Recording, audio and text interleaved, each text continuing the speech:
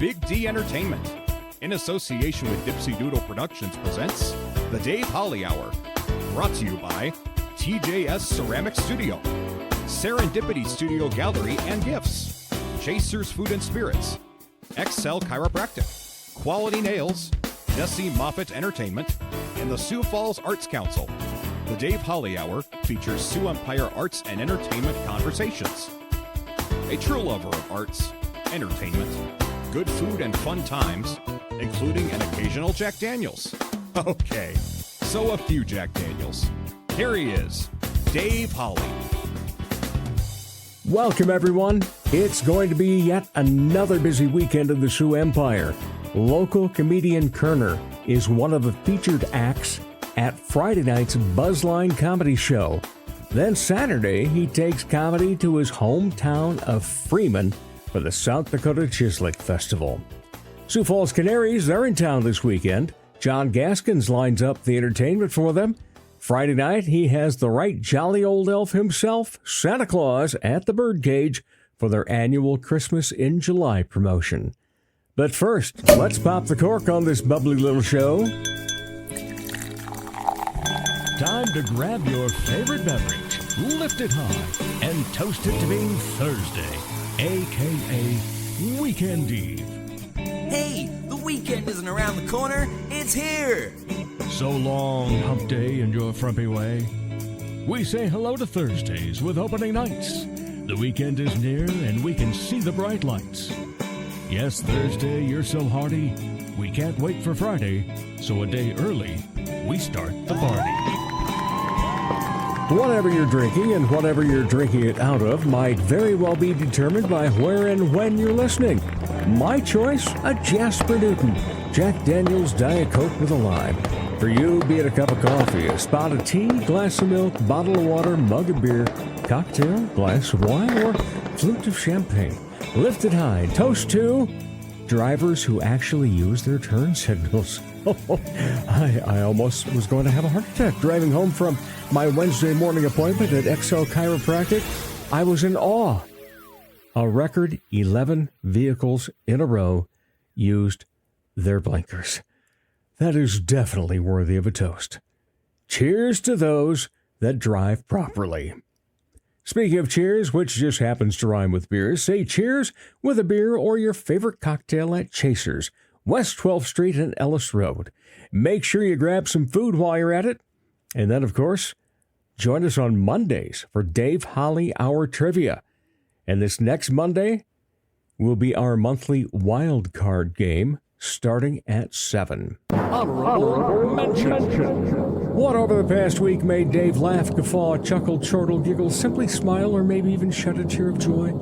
Last Friday, my love and I made our first trip to the Good Earth Farm. No. Not the state park, but the Good Earth Farm, which is just a few miles south of Lenox. On certain weekend nights over the summer, they bake pizzas outside. They immediately became one of Dave's faves. It's a very fun, family atmosphere, great wood-fired pizza. Take your lawn chairs or sit at a picnic table. Either way, you'll have fun looking around at their animal sanctuary or kids running around laughing while some of the adults might be in the midst of a very tight game of beanbags. We ordered 2 pizzas. They even passed my follow-up taste tests of cold the next morning and microwaved a few days later. In just a few minutes, we chat with local comedian Koerner. Then we catch up with the Sioux Falls Canaries entertainment coordinator John Gaskins on the Dave Holly Hour. Comedy magician and hypnotist Jesse Moffitt's right. He can't play the piano, but he can sure entertain crowds with his amazing magic and clever quips. His shows always make the participants the stars, especially when they've fallen asleep on stage. They've been hypnotized. Are you the party planner in your group? Then you owe it to your group to make the event magical, even if it puts you to sleep. Here's how. For booking information, go to Jesse Moffitt Entertainment on Facebook. That's JESSEMOFFITT. Or call 605-929-0964. Serendipity Studio and Gift Gallery in the Shriver Building offers great art, gifts, and chances for you to learn. Take in the new exhibit, Summertime Heat, with a sneak peek and artist reception Friday night from 5 until 8. To find out more, visit their website, serendipitystudiosd.com, for a full list of upcoming events. Serendipity Studio, located downtown Sioux Falls in the historic Shriver Building at 230 South Phillips Avenue on the second floor. Check out the new ceramic studio in Sioux Falls, conveniently located off Kiwanis Avenue on 5th Street. TJS Ceramics, inside Oscar's Mini Storage. Bisque, studio time, painting parties, and finished items are available. Visit TJS Ceramic Studio in Sioux Falls today. Support the Dave Holly Hour in a very easy way. Buy Dave a cup of coffee by clicking the cup at davehollyhour.com. Welcome back, everybody. Of course, I have to say it. I mean, I wrote the contract. Yeah, I realize that, but it is in my contract that I say it's always a pleasure to talk Sioux Empire Arts and Entertainment. Always great to have previous guests back on, new guests. Today's kind of a 1.5. Yeah. Or like 1 1/8 or something. Something like that. Koerner, the comedian, how are you, sir? I'm good, thank you. Glad to hear that. You are, technically, this is your second time on the show. Yeah. But the last time you were one of about 8 people that was on at the same time. So, you just didn't a get big round table, like a backyard comedy wrestling theme type thing. That was kind of a different theme, wasn't it? Yeah, a little bit. Yeah, especially on a holiday, too. Was it? Yeah. Wasn't that on a Labor Day weekend or something? It could be. It's been a while. It has been a few years. A lot of things have taken place since then, too. Yeah. In fact, you getting on stage more and getting yourself out there knowing a bit better. Yeah. And things are rolling along for you, aren't they? Pretty well, yeah. Yeah. And so you're going to be in concert tomorrow night as part of the variety show from BZZZline Comedy. Yes. Alicia Rain has been working her rear end off to make comedy a great thing here in Sioux Falls, no doubt about it. What's the relationship been like for you to be part of everything that she's doing, and yet at the same time, trying to get out there on your own and make your way through the comedy scene locally? I mean, the scene's been in a interesting place the last few years. A lot of ups and downs within the scene, but it's starting to stabilize. It feels like in a way that's really good. Alicia tends to put on like really good shows, so I am excited for this show. I'm very excited. We've got a really good lineup. That's for sure. Yeah. A lot of people involved in it. And the other thing that she's really getting into as well is providing variety, and not just in a variety of types of comics, but, throwing some music in there and so forth. So, yeah, a lot of good things going on right now. What's it like for you now? How many years have you been doing comedy? 4 and coming up closer to 5. Okay. Then. Yeah. And so in that time frame, what's it been like for you to progress, and how are you feeling about everything you do have going on? In terms of comedy? Yeah.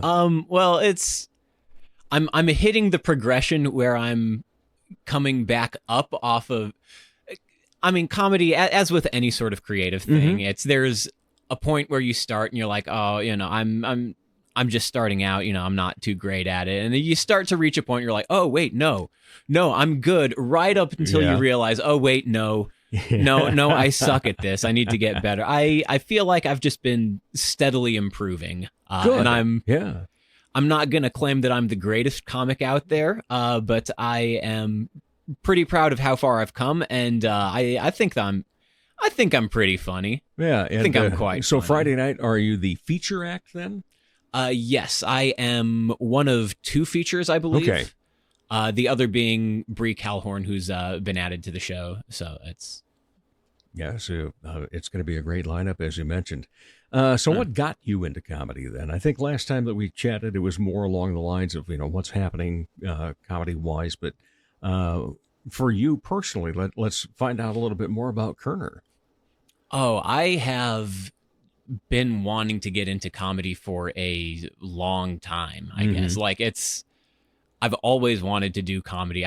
But you don't have the opportunities too often. Like I'm a farm kid. Like I grew up on a farm out in the middle of nowhere. There's not a lot of opportunities for that. And then, I went through some dark years during college. But after I started getting out of them, it was a case of, I should start looking into getting into comedy again, like looking into actual open mics around the area. And, the rest is history, as they say. So before you actually got in and decided to jump into the fray and be in an open mic, had you written comedy? Did you have stuff down? Or was it when you decided this catharsis was coming that you needed to take it seriously and get into an open mic and look for one?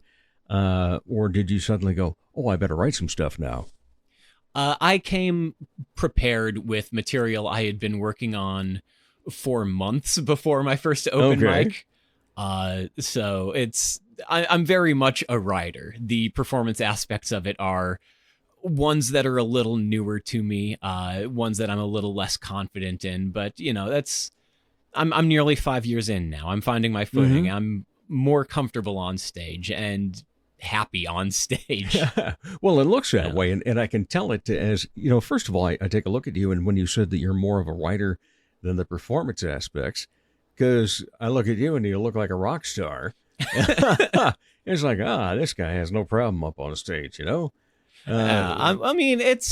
it's about faking it more than not. Yeah, fake it till you make it. Yeah, I can be confident on stage. I can be confident on mic.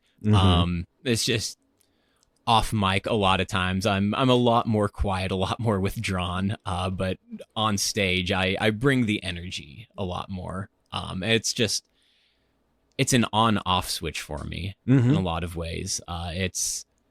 I like being loud. I like being out there. I like having people pay attention to me when I'm on stage. It's, the little comedy narcissistic thing that you have to be a little narcissistic to do comedy.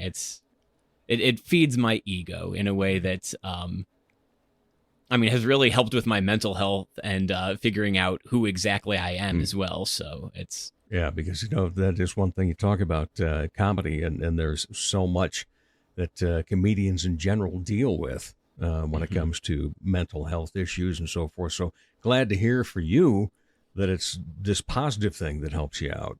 And there will be a time and date when we actually do put together a big fundraiser for mental health with all comedy. I think it'd be a great time. Laugh until you cry. We'll do something along that line. Yeah. So what are the performance aspects then that you feel you're lacking in that you really want to work at?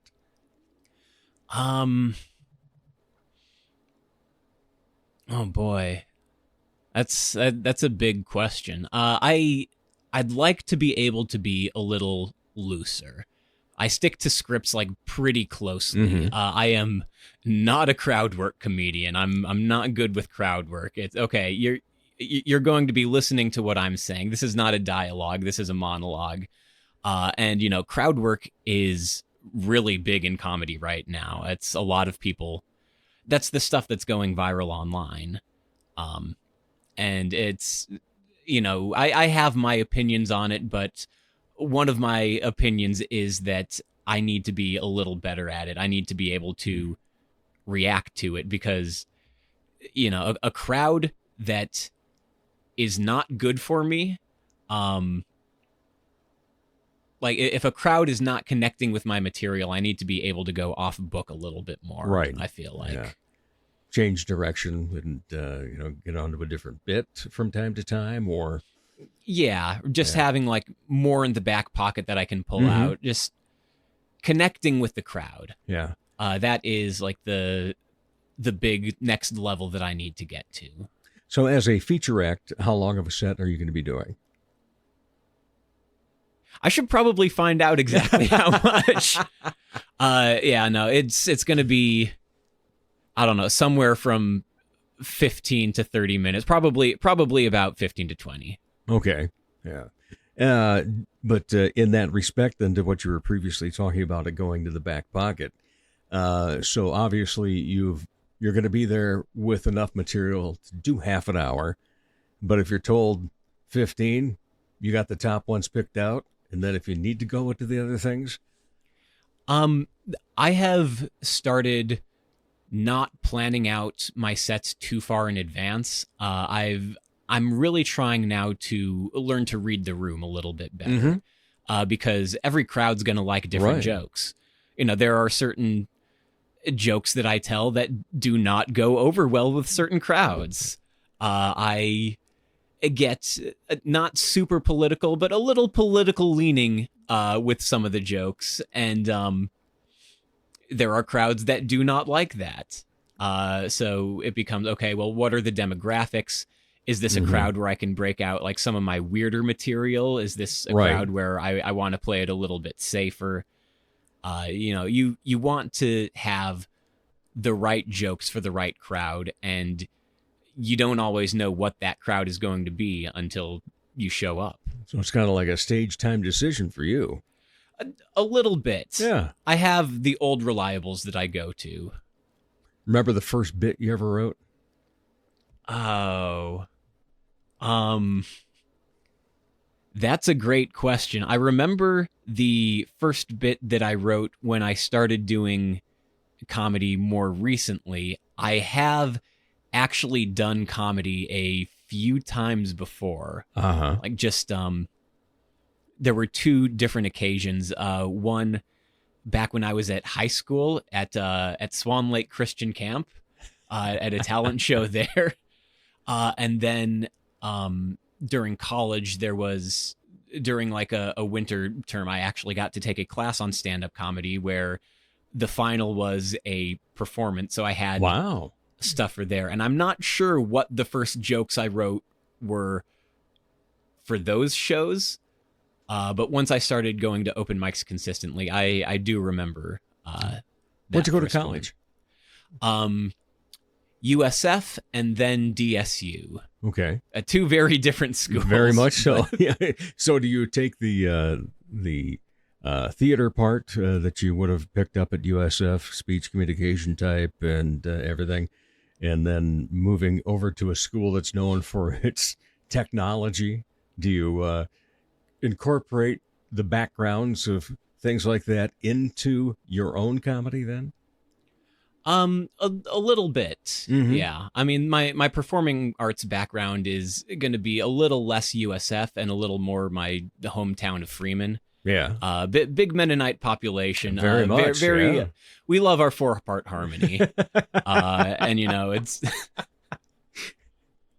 at any festival that's going on. Yeah. Well, Did you get invited speaking back of, now? Actually, yeah. Speaking of, on Saturday, the day after the Friday show, at the Chislic Festival. Exactly. We were actually bringing comedy there for the first time. Really? Yeah. That's I a reached step out. forward. Yeah, it is. I reached out to the organizers, put the show together. The headliner Friday, Sophia Haved, she is. We set it up because, you know, we met at Snow Jam, and she's like, "Oh, I would love to headline the Chislic Festival. That sounds great." Like she went. Did she know what Chislic was?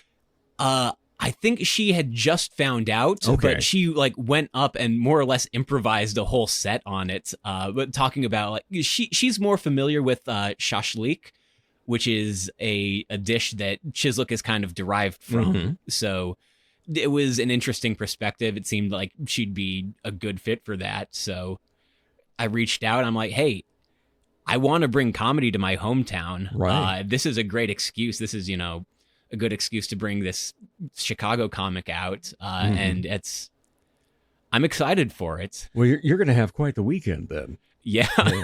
How often are you booked on a weekend or during a month? You know, what is your average? It comes and goes. It's up and down a little bit. It really depends. I'd say usually about 3 to 5 times a month on average. There are some months that are a little drier. There's some months that are a little busier. That's actual shows, not opens? Yeah, that's actual shows. Yeah. And then how often in between are you going to an open? Once a week, twice a week? A little less than I used to be. Okay. Once, maybe twice a week. I do not have the spell slots for, every night. Which there was a point where we had comedy like open mics more or less every night. I know. And it's just been crazy. Yeah, that started burning me out pretty quickly. Yeah, and I'm surprised it hasn't burned out others too, or even burned out the crowds. But thankfully it's still, as you kind of say, we're kind of back at it, up on the upswing again, not just for you professionally and personally, but also for comedy in general here in the Sioux Falls area. What's the best venue you've ever been at? The best venue I've ever been at, here or just in general? In general.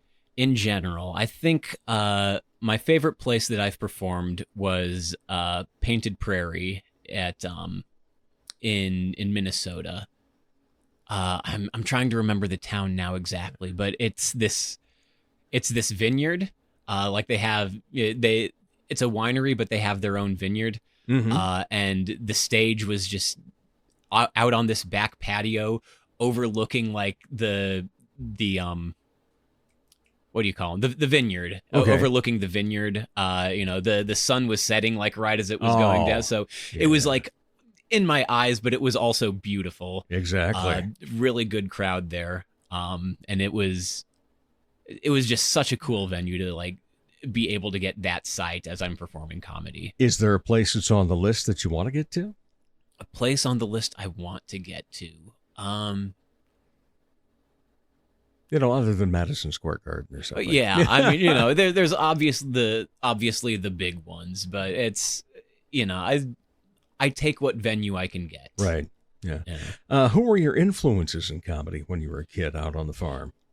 Influences in comedy. I didn't have a whole lot. You were just keeping yourself entertained. Yeah, I didn't have a whole lot that I could, because out in a farm, you take what you can get, especially like growing up in, a conservative leaning family. It's what you get is a little bit restricted. It's like, okay, my parents didn't let me watch The Simpsons, and that would have been a big influence had I watched it, because I mean, most of my comedy influences growing up aren't stand-up comedians. It's written comedy, it's TV shows, it's columnists like Dave Barry, Futurama, stuff like that. So, I come into comedy from like kind of a different angle than a lot of people do. Mm-hmm. Like I said, I'm a writer, not a performer at heart. So, I draw. It took me a little bit when first going up on stage to learn just how to perform comedy in front of a crowd. Because coming from like that writing background, coming from, shows like Futurama, which are so densely and creatively written, they have a lot of like really quick jokes that they breeze past, and they'll deliver like 3 or 4 punchlines in the space of a few seconds. And you can't do that on stage. You have to slow down. You need to give the audience a little bit of time to breathe and understand the joke you just said. Comprehend it. Yes. What's it take to write a successful bit? Because you're talking about, the fact that you're more of a writer, but yet when you're a kid growing up, even if you haven't seen, shows like Futurama or read anything from Dave Barry, things like that, you probably just heard straight old-fashioned jokes, Yeah. with a setup, and a punch. So what's it take to make things a bit? To make things a bit? Largely sitting and thinking on a subject. Mm-hmm. A lot of the writing that I do is based in absurdity. It's, okay, well, this thing's kind of weird about the world, huh? Let's highlight what's weird about it, what's strange about it. Well, that gives you plenty of material right now, doesn't it? Yeah. Oh boy, it's been an interesting week. So that'll keep you going for a while then. Yeah. What are your dreams as well in terms of, the actual craft of comedy for you? Is there a certain point that you want to get to?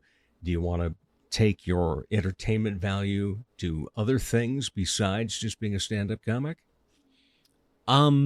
As a stand-up comic, I would really like to do like more road work, have the opportunity to just travel a little more, go to different places, sort of build a name that way, make connections. It's an issue of like time and funds for the most part, though. True. But beyond just that, I would love to get more into writing, whether like comedically writing, of course. But fiction writing has also just been a long held, dream and passion of mine. Yeah. Have anything in the written down yet? I've got some Sketched stuff out in some the stuff? in the hopper. Working on a little, short fiction. Working on some, more long form fiction. Stuff that I'm easing back into it a little bit. I went for a while without doing a whole lot of writing, so I'm still polishing my skills back off with some fun projects, some stuff that's like just for me. Yeah. Going back a couple of steps here, when we're talking about, the formulation of bits and so forth and stage performance, was it a unique thing to learn how to do callbacks in a set? Oh, learning how to do callbacks isn't really unique. The hard part was, because when you're writing at an open mic, you usually get like 5 minutes at a time. Yeah, 5 to 7 minutes, and that is not a lot of time to build. Like, you have to build longer sets in a little bit of a different way. You can write callbacks into a shorter set, but for the most part, you have to keep them a little bit tighter.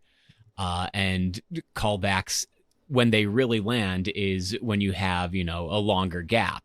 You want to let the joke go on for long enough that, the audience has forgotten about it before you call back to it. Yeah. And then it's a surprise. It catches them off guard.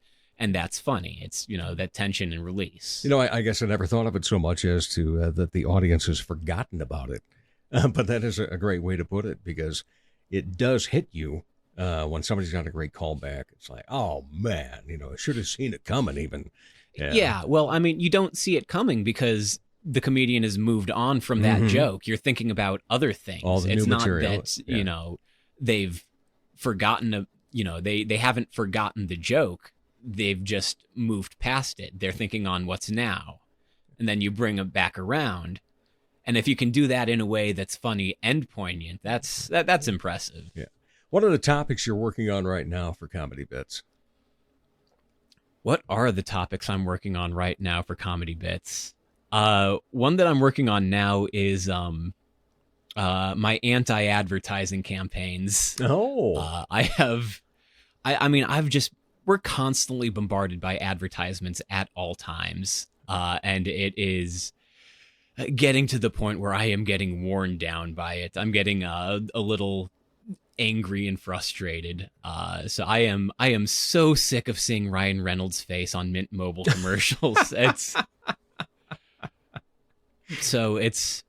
jokes about just how we're constantly bombarded by that, and it's a little angrier than most of my comedy, but that's something I'm trying out. Yeah, doing anything about AI? No, that's just not a subject that really interests me too much in terms of comedy. I just, between that and, the way that you get spell check and so forth and some of the things it comes up with, it's like, seriously? How did that ever even become possible? Yet you can misspell a word by one letter and it'll have completely different words. Yeah. Yeah. It's like, okay, well, that wasn't part of it, so we start over. And when you're old and, got fat fingers, takes a little bit to write a text from time to time. Yeah. Oh, I miss like the touchpad, like the button phones. Yeah. I miss them so much. You had to hit five times or something. Yeah. I mean, you can feel where those are on the touch screens. Like they're just, you can't feel where your fingers are going to. You fat finger it all the time. I do not like touch screens. I do not like the direction that phones have gone. That's just a big me gripe. Yeah. All right, so you are one of the two feature acts coming up on Friday night. Lucky's is where this BZZline will take place, and what time?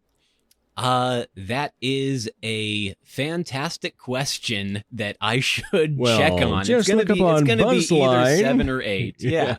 Yeah, just go to the BZZline page exactly. or the Sioux Falls comedy page. Yeah. Either of those. It's going to be either 7 or 8. That's I just don't remember off the top of my head. Well, I wish you luck, but I know you really don't need it because I have seen you perform. Sadly, I'm also performing Friday night doing something, so I will not be able to make it, but do wish you the best. In the meantime, we've got some traditional questions we like to ask at the end of the interview. One of which is, when you are not part of the arts and entertainment scene, what do you like to be entertained by? I am a big fan of television, movies, books, just all of video games, all of that in general. I drink in media. I love stories. It's my religion. Stories are my religion, and I am always looking for new stories. I watch a lot of anime. I'm getting back into that some. Okay. That's a lot of fun. There's some really good shows out there. Any other hobbies? Any other hobbies? I mean, I've already brought up writing. Yeah. That's more of an avocation for you, though, isn't it? It can be both. Yeah. Okay. It can be both. All right. Well, anything else then that we need to know about Koerner? Anything else that we do need to know about Koerner? I don't know. Not really. Believe it or not, I don't find myself super interesting. Well, others do, and that's all you need. Oh, that's good. Yeah. That's good. I mean, I don't find myself interesting, but if that also makes me a little mysterious, I'm okay with that. That's a good selling point. So. All right. Also, just a side note, I did look up the time. It starts at 7:00. 7. Perfect. And if you happen to be going to the Chislic Festival as well, oh right, the comedy show there starts at 6. Okay, so down in Freeman. Yep, and that one's free. I mean, you'll be going to the Chislic Festival for the food, not for the live the live entertainment as well. It's a side, but it's complimentary entertainment. Exactly. All right, Koerner, appreciate your time. Thanks for being on. Thanks for having me. And we'll be back with more of the Dave Holly Hour in just a moment. Are you an artist? Need some funding to further your art? There's a great opportunity for you through a Sioux Falls Arts Council program. The Artist Microgrant program gives away several microgrants to local artists, no matter what art discipline you're in. Unlike more traditional grants, a microgrant is very easy to apply for. Go to artssiouxfalls.org. If you haven't done so yet, create a listing on the Artist Directory, which is beneficial in its own way. Then go to the Artist Microgrants page and apply online. The process is simple. Find out more about the Sioux Falls Arts Council as well online at artssiouxfalls.org. Dr. Perry Langston and Dr. Corey Tooney know excellence is in you. That's why they provide you with excellent care at XO Chiropractic, improving your overall health in spirit, body, mind, and will. Get results the natural way. Arrange a consultation, 605-332-9235 or xochiros.com. Excellent care for excellent people. XO Chiropractic, located at 4309 South Racket Drive in Sioux Falls.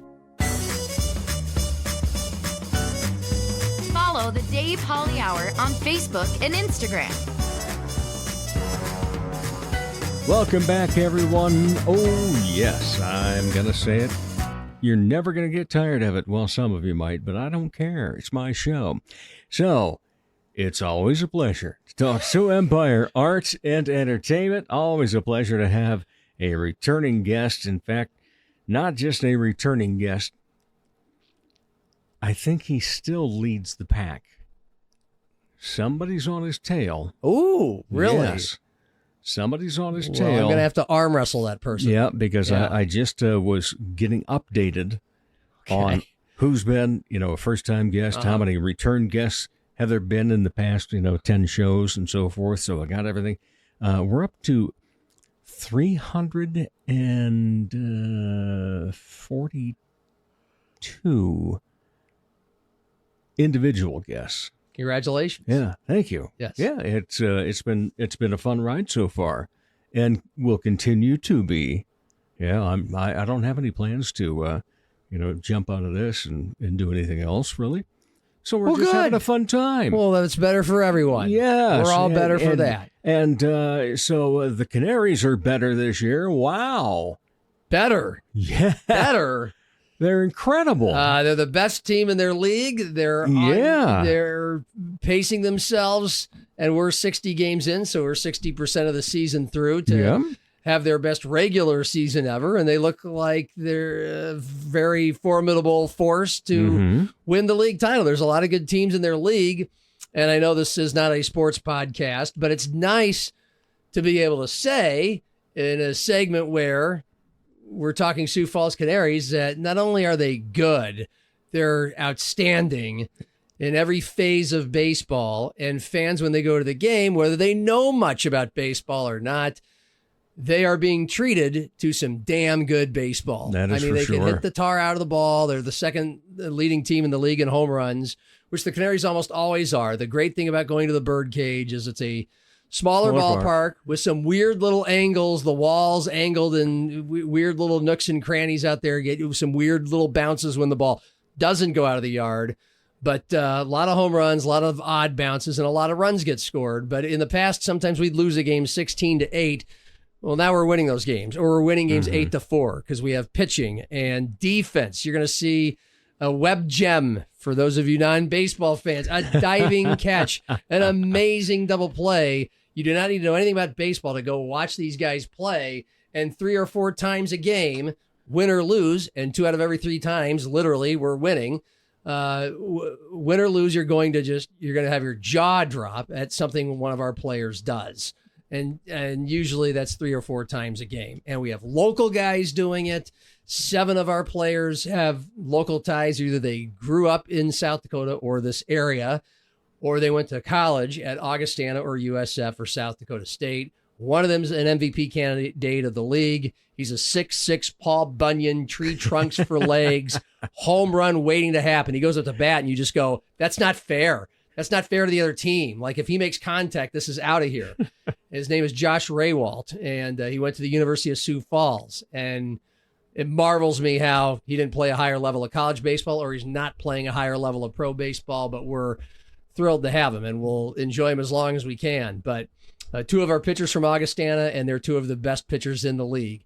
Our best pitcher is the best pitcher in the league, and that's a guy that's been on the team for 5 years named Ty Colbreth. He's a great kind of movie-like story where he has struggled, and by last year at a certain point, you're like, dude, he's over 30 years old, and his better days are behind him. Now he's the best pitcher in the league.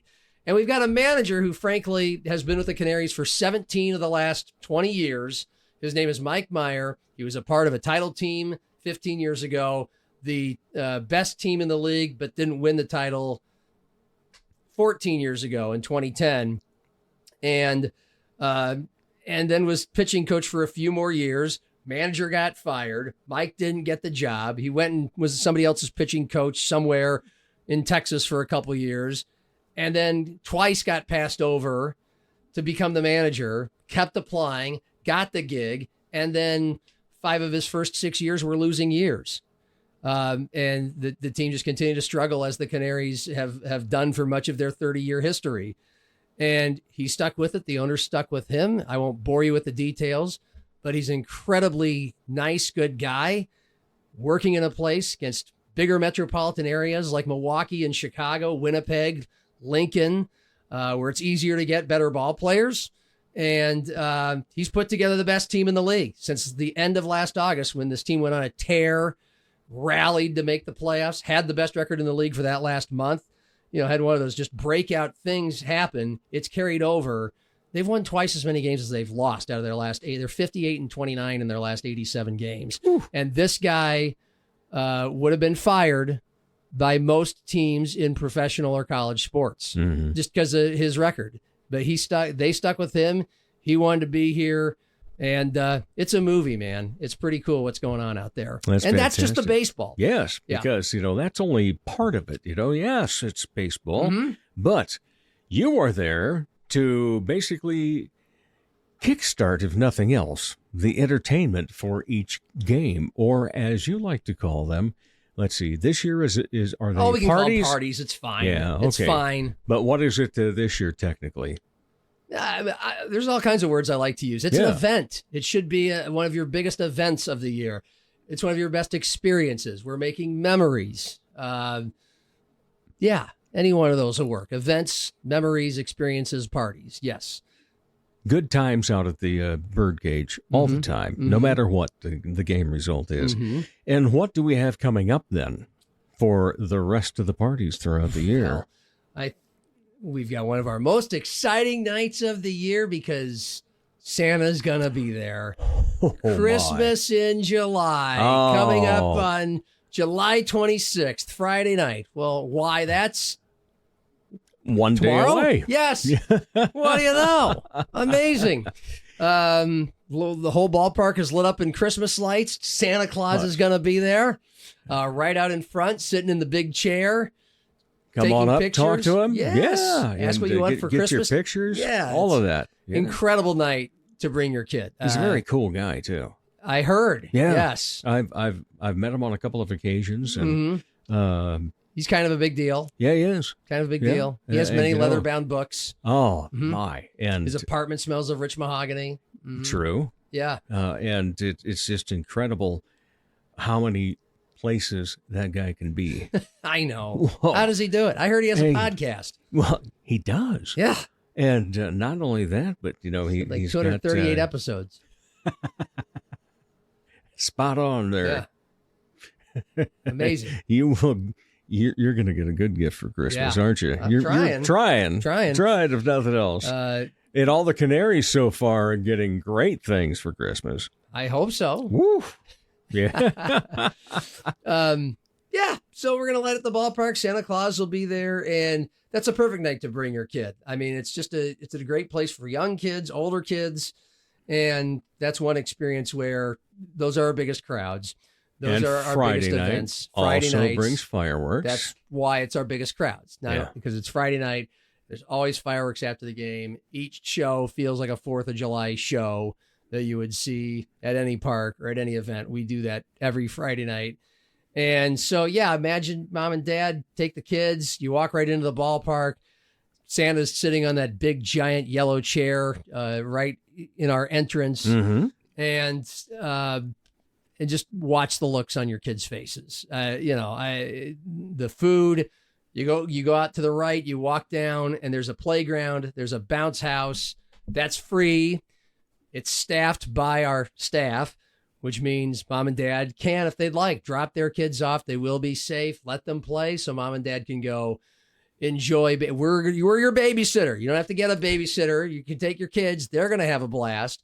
They can play around the playground, burn off some steam, chase foul balls around, because that's what kind of the 7 to 13-year-old kids like to do.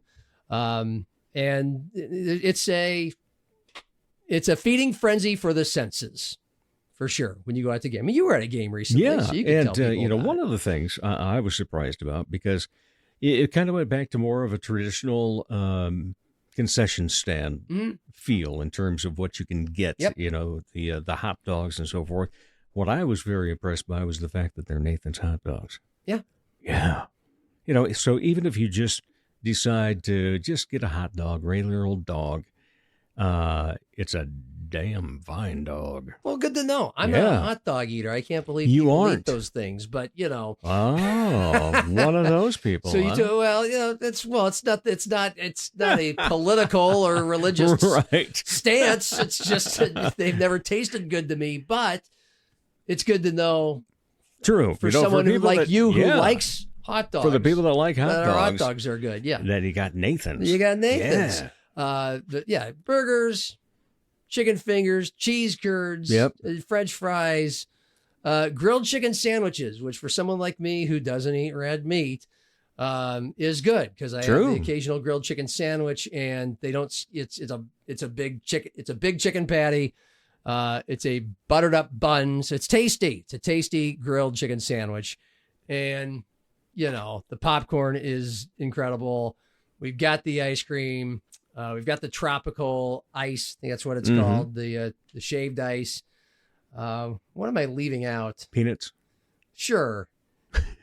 Pizza. Yeah, our pizza's from Boss's Pizza, which is nice. We've teamed up with Boss's to serve their pizza, make their pizza with their ingredients in our kitchens so that it's fresh. And so, local brews, Ferguson, Remedy, take 16 out of Laverne. And what else is new this year in the beverage department? Something that might interest the podcast host and the podcast audience. Mm-hmm. We have liquor. Yes. We have bourbon. Yes, we have do. whiskey. We have gin. We have vodka. And what else is there? Rum. We have rum. Yeah. We have all that. Well, never had it before. When you said bourbon, I kind of stopped listening after that. Yeah, right.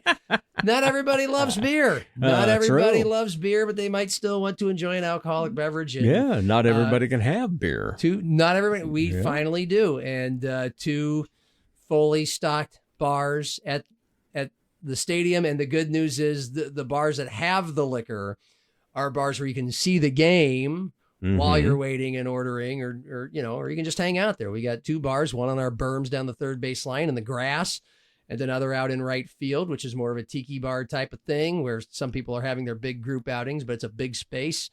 Umbrellas on a nice hot summer's day. If you want protection from the sun, we got it all. Which we've recently had. A little bit, a few warm days. But actually, overall, it's been a pretty dang fine summer. I would say so. Yeah.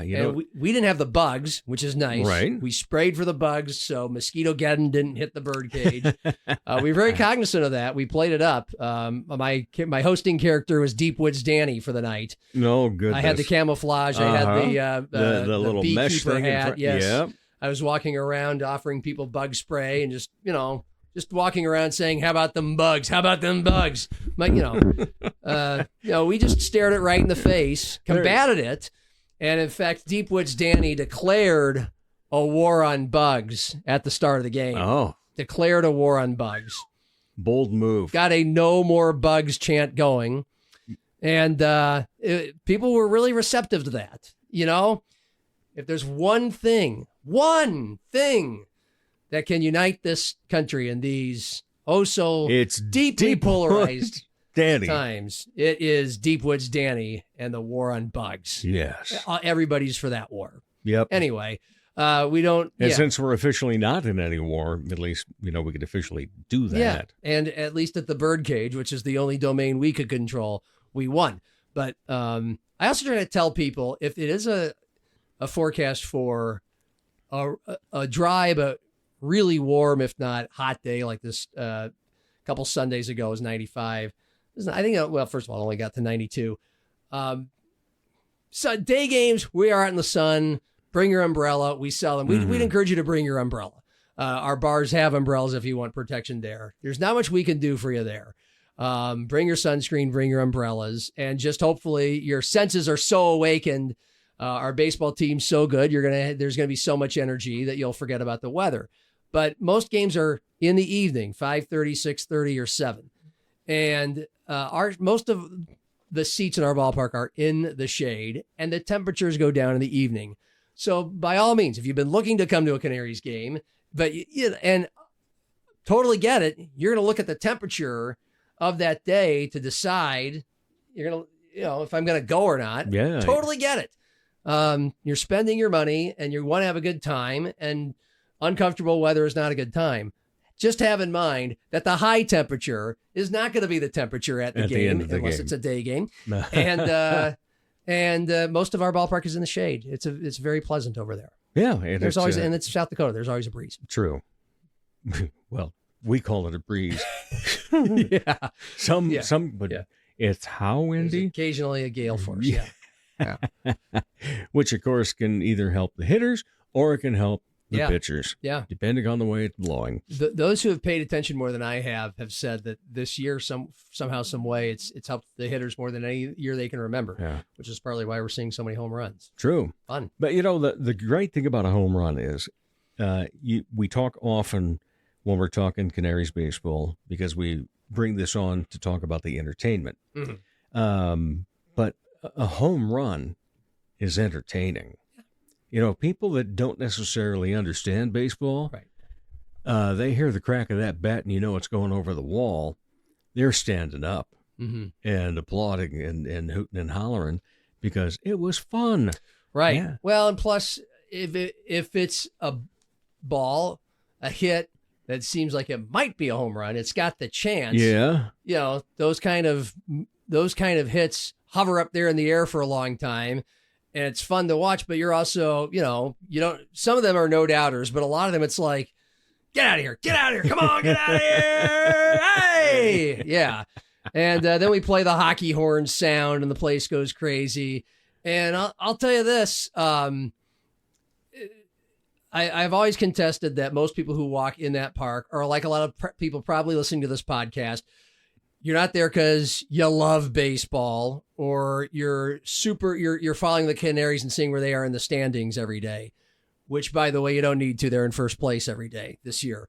But a lot of people don't walk in there. It's their first time in a while. It's their only time this year that they might go to a game. They've been going to Canaries games their whole lives when they were kids, and now they're adults bringing their kids there. And they have busy lives. And the Canaries aren't necessarily a focal point of their lives. They couldn't name a player, and they might not even know that the Canaries are in first place and have 7 local players. But I can rest assure you, because I've lived through seasons where we lose more than we win, and now on the other end. Once the fans get there, yes, it's my job and a few other people's jobs to awaken the senses, play around, have a little fun. There's a lot of little nuanced sort of things we sneak in there. That's not always when I, the host, am on the microphone and we're playing games with fans. Those are, we put a lot of eggs in that basket. But once the baseball gets going, whether you're a big baseball person or not, everybody's engaged when the team is hitting home runs. when they hear the crack of that bat and the ball's in the air, if you want to know if people are actually paying attention or not, then that's the point. Watch what happens when we get a home run or just when we score runs, because it is baseball. It's not basketball. It's not football. We're not scoring left and right. I've noticed how engaged people have been, and again, you don't need to know baseball to know what an amazing athletic diving catch is. How did he track that ball down? How did he, prevent that thing from hitting the turf? How did he bend his body? How did he run that fast? How did he jump that high? How did he dive that far? A lot of that happens. And in general, people are in a better mood throughout the game. If we get a lead early or it's close the whole way and we're on pins and needles because most nights you don't know the outcome until the later part of the game. But man, when the team's on a roll, they're getting hits, they're getting runs, scoring 3 or 4 at a time. Yeah, people are awake and alive to that. So it's been kind of cool to see it like that happen. And we're more at a party. often. Yeah. And so tomorrow night is Christmas in July. Uh-huh. Santa Claus is going to be there for a few hours. Yep. And then what about the rest of the season? What are we going to expect for entertainment or theme nights or other little nuances, as you mentioned? Theme night wise, we'll have Denim and Dukes night the next night on Saturday night. So we're celebrating the Dukes of Hazzard in the best way we can. Will General Lee be there? Boss Hogg will be there. I mean, maybe some daisies will show up. I don't know. You know, that's up to everybody else. It's called Denim and Dukes night. Every Sunday we've got Sunday Family Fun Day, which means they're either 105 or 405 games. But get there an hour early with your kids, or you don't have to be with your kids. You can be by yourself. You can be with your friends. You can play catch in the outfield. I guess it's tough to play catch by yourself, but I mean, I was an only child. I had to do it a time or two. I did it once or twice. And our players sometimes will go out and play catch with the fans, usually with kids. But after the game, you can run the bases, get autographs from the players, and selfies with the players. They sit in a line every Sunday for that. But then later on, as we turn the page to August, Area 51 night. So we'll be celebrating all things extraterrestrial. So, perhaps a little ET theme or, the stuff I'm getting ready for is I'm a kid of the 70s and 80s and 90s. So Coneheads, ET, Spaceballs. Excellent. Yes. May the Schwartz be with you. Classic Cars night on August 10th. We're actually going to have, it's going to be like a small town car fair, like those parades. The hood's up. Yeah, what's that? Will the hoods be up? Oh, yeah. Yeah, so go see that motor. Oh, yeah. I think anybody who wants to show off their classic car, sure, because that's what most people who have classic cars like to do. And we're allowing people to do that. So we'll have a lot of classic cars to show off. And as I've noticed just living in a small town myself, that, there's a market for that. People like to troll the cars. And then our last Friday and Saturday nights are when we have our big theme, our big promotion nights, August 30th and 31st, kids night and college night. So, but in general, like some examples from this year, we had I'm Ron Burgundy night a couple weeks ago. And so Ron Burgundy was your host. And you would have almost sworn it was Ron Burgundy. Stay classy, yeah. Sioux Falls. Same pinhead, the arrogant, over-the-top remarks. And, same awful suit and very Instagrammable. The fans enjoyed taking viral pictures with Ron. Well, I don't know. I haven't checked. Quite. Okay. I think somebody would have alerted let me know. you about but yeah, that. Nonetheless, a good night.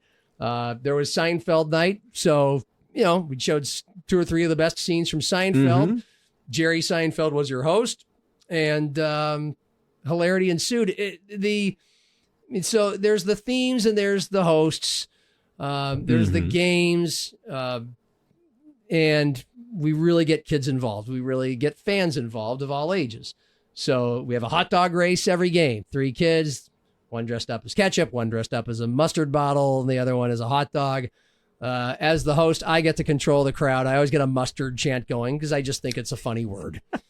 So the whole ballpark chants mustard, mustard, mustard for every hot dog race. We have a game where a fan, usually a kid, plays during the game, in between innings, plays a game of either bocce ball or cornhole or pong against one of our players. Now, when it is pong, that's usually an adult. And you know how beer pong, right? You land it in the cup, other guy drinks. Well, in our game, if the player lands a ball in the bucket, then the fan competitor has to take a drink. If the fan lands a ball in one of the buckets, the fan has to take a drink. So that's how that works out. Yeah. The Canaries do not go easy on the fans. They do not let the fans win. No. The players win most of the time. And the other day, in a game of cornhole, there was about an 8-year-old kid throwing against one of our players. And they get 3 tosses each to one cornhole board. And the kid just was throwing it way too hard and line drivey. You could tell he doesn't play cornhole very often. And I kind of wanted to be like Bob Barker when he was helping people with the putting game on The Price is Right. Like I wanted to slow him down, give him some advice, tell him to take it nice and easy. But he was just he's not listening to me. Yeah. The adrenaline's throwing through his veins. He gets one last throw. He's down 2-0. You have to make it to win. Not just put it on the board, but throw it through that little hole. And he threw a line drive right through the hole. Place goes berserk. Oh. That's another thing is fans are paying attention and engaged in the entertainment when something like that happens. Like, because they're watching. They're watching a kid beat one of our players in a little game. So it's little things like that. And then we get the adults involved with things like the bush push, which is 10 push-ups. And then drink a beer. And then chug it's either 12 or 16 ounce Busch Light. Those usually happen on Thursday, Friday, Saturday nights, which are our bigger party crowds. But that's by the 6th inning when the competitors and maybe some of the fans have already been enjoying themselves for a bit. And there's a pretty electric vibe surrounding the first place dugout for the old Bush push. In the last couple games, new trend, the host, Ron Burgundy on Ron Burgundy night, Ric Flair the next night. demonstrated the Bush push just for good measure. Really? Yeah. Mm-hmm. Yes. Now, I can understand Ric Flair. Yeah. But Ron Burgundy? He cheated. He only did 3 push-ups. Okay. But yeah. I was going to say, I just couldn't imagine Ron Burgundy pulling off the 10. And but Ric Flair is a fan favorite. It makes me wonder if Ric Flair should be the host for every game. Yeah. And we've talked about it on this podcast before, but for those who haven't who haven't heard. Just one word. Woo. Woo. I mean, I do a few extra push-ups that day, a few extra bicep curls, put on an actual WCW title, wrestling title belt that some fan gave to me a few years ago, run around the state, a blonde wig, and run around the aviators, run around the stadium and yell woo. And there's an infectious energy in the air for the rest of the night just by doing that. And then there's the quirky little nuances that I mentioned. Take Me Out to the Ball Game with Harry Canary. Sweet Caroline with Neil Diamond's nephew, Doug. Yeah. Every time. Doug Diamond. Sweet Caroline. Yeah. Not my favorite song, but I'll sing it. Did you ever karaoke it? I did. That's partly why 3 or 4 years ago when I started working for the Canaries, I mean, we're stealing an idea from the Boston Red Sox. They've been doing it for at least 25 years. They just play the song and the whole ballpark sings along, or at least sings along on the ba, ba, ba. And so I thought, well, let's just, let's bring in me. I'm a terrible singer. We'll play Neil Diamond. I'll sing with him. And I'll wear some goofy outfit, which that's what I do. I wear goofy outfits. Just another thing to make people smile. Another memory. You have a great costumer, by the way. Well, thank you. On the budget I have, I think I've done pretty well. You have. And it's, I'm now just driving into this ditch and that, but that's another thing. Pineapple glasses, bucket hats, Hawaiian leis, tropical shirts, title belts, or just over the top characters that you buy costumes for, like Ron Burgundy. That's just, it sounds really selfish because I'm the guy doing that, but I do it because just in case the team's not getting a lot of hits that night, and it's just like a stand-up comedy room. You've heard about these. You've been to them. Yeah. Sometimes the crowd's hot. You walk in, I've got a hot crowd tonight. You just know it. Like your jokes are going to land. People are there. They're ready to laugh. A lot of nights our crowd is good and they're ready for baseball. They're ready to cheer or, whatever. Some nights it's a little more tepid and quiet. It's a laid-back game and it's a more laid-back crowd. And you just want to give people some smiles and memories. And usually it's a collective thing of about, dozens and hundreds of things in one night that will happen. All the sound drops that Randy and Chris, our PA announcer and our music guy, play in between. An ump has a questionable call. Christine, our video board lady, puts Harry Carey's face on the video board with Will Ferrell's Harry Carey with a confused look. The hair cam, which is just a fan cam to see how people react to that. All these things, some of them might not be your cup of tea, or they might not all land. But if one or two things happen in that night beyond the baseball, where people go out, that was funny, that was fun. That's what we're here to do. As much of that as we can. Hopefully, some of those things will land, and you'll want to come back, and we don't overdo it. Yep, and it's just a fun time. Yeah, like baseball has always been meant to be. Right. Yep. Yeah. Give me the peanuts and the Cracker Jacks. I know. Yeah. And the minor league baseball, where you don't we take our teams seriously, especially now. They're great, but we don't. We can do and get away with things from the entertainment staff at a Sioux Falls Canaries game that you can't at a Minnesota Twins game. We thumb our noses in the air and play the court gesture and the crown. We can make fun of the umpires and their questionable calls in a way where we won't get in trouble.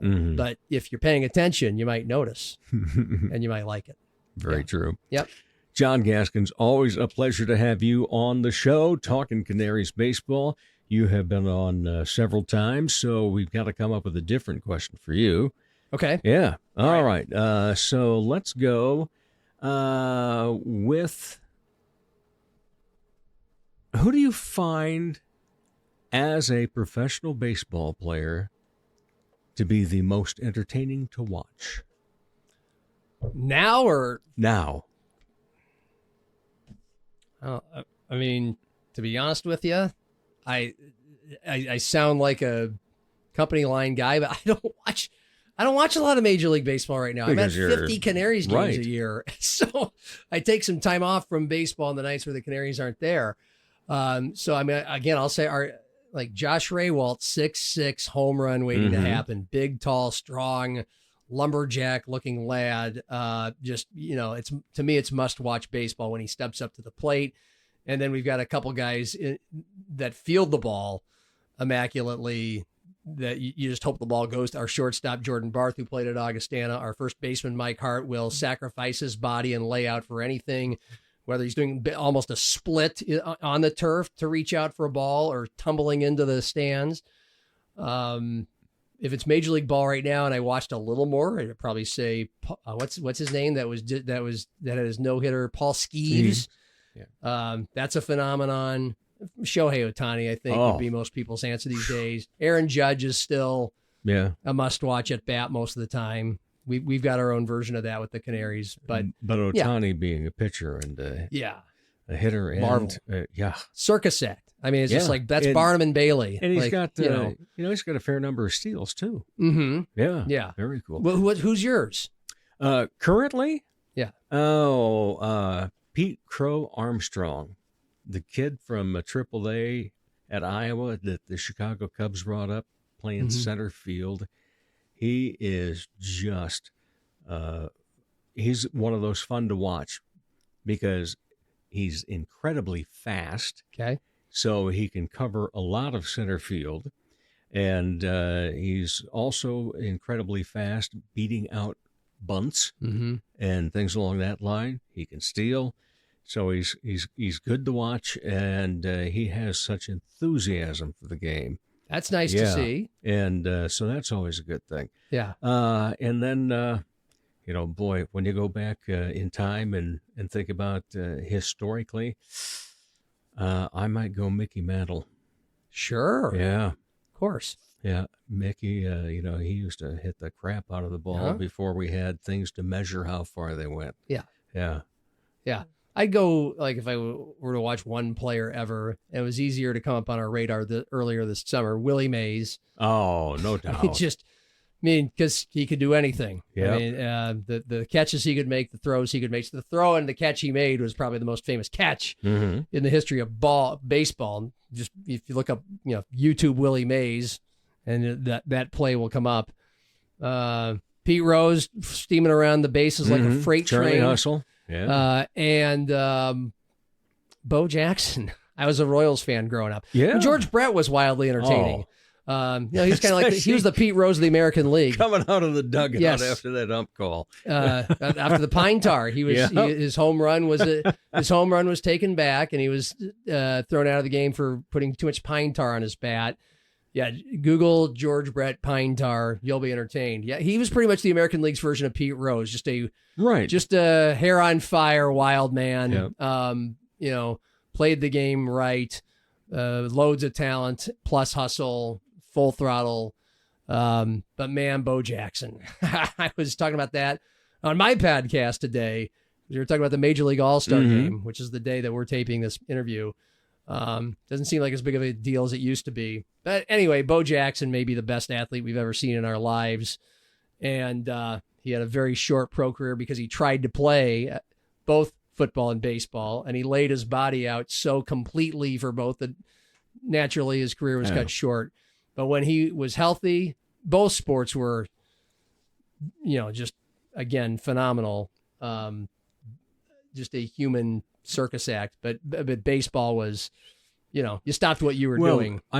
I refer to baseball as the called upon athleticism sport. Okay. Because, basketball, you're up and down the court. Football, you're hitting hard and you're running routes and doing whatever.